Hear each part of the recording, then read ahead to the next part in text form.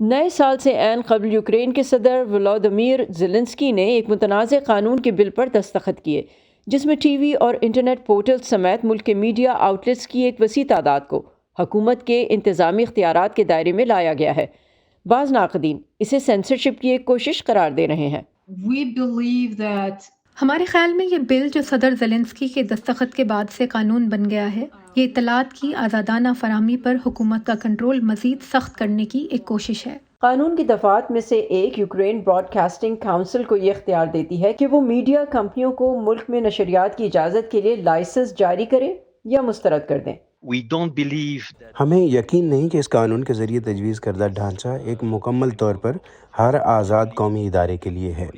Guterres نے قانون کی اس توسیع کے بارے میں خدشات کا اظہار کیا جو براڈ کاسٹنگ کونسل کو نشریاتی اداروں پر پابندیوں، جرمانے عائد کرنے یا یہاں تک کہ آزاد عدالتی جائزے کے بغیر انہیں بند کرنے کی اجازت دیتا ہے۔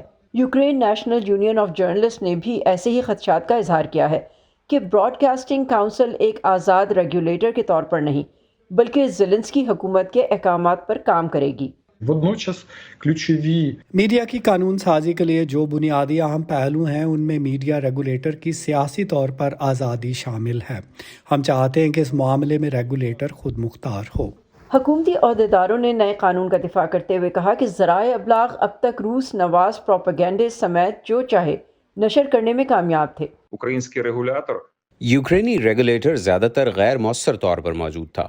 آپ روس نواز ٹی وی چینلز کی مثال لے لیں جن کے بارے میں کوئی کچھ نہیں کر سکتا تھا۔ ریگولیٹر کے اختیارات بہت محدود تھے۔ آزادی کی ضمانت کے لیے ریگولیٹر کے اختیارات میں توسیع ایک ضروری قدم ہے۔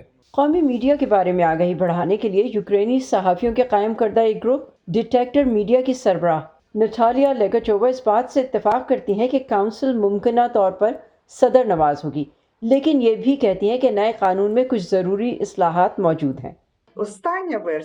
قانون کے تازہ ترین ورژن میں کافی نرمی کی گئی ہے۔ اس سے پہلے کوئی بھی بلاگر جس نے آن لائن کچھ پوسٹ کیا ہو یا اس کا یوٹیوب چینل یا فیس بک، انسٹاگرام یا ٹک ٹاک پیج تھا، وہ نئے قانون کے ضابطے میں آ سکتا تھا۔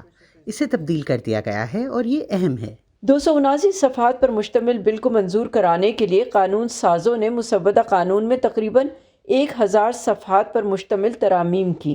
قانون سازوں نے میڈیا ماہرین کی تنبیہات پر دھیان دیتے ہوئے مسودہ قانون کی ان دفعات کو ہٹا دیا جن پر سب سے زیادہ تنقید کی گئی تھی، جس کے باعث حتمی بل میں میڈیا ضوابط نرم ہو گئے۔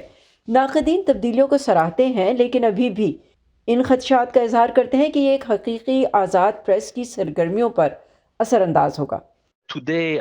جولائی کے مقابلے میں آج ہماری پوزیشن کم انتہا پسندانہ ہے، لیکن ہم اب بھی سمجھتے ہیں کہ یہ قانون ملک میں میڈیا کی آزادی کی ضمانت دینے کے لیے کافی نہیں ہے۔ سرکاری حکام کا کہنا ہے کہ میڈیا اصلاحات کا قانون یوکرین میں حال ہی میں منظور کیے گئے متعدد قوانین میں سے محض ایک ہے۔ یہ سب یورپی یونین کی رکنیت کا اہل ثابت کرنے کی ایک کوشش ہے۔ اولسکی کوولنکو کے ساتھ صبا شاہ خان، وائس آف امریکہ۔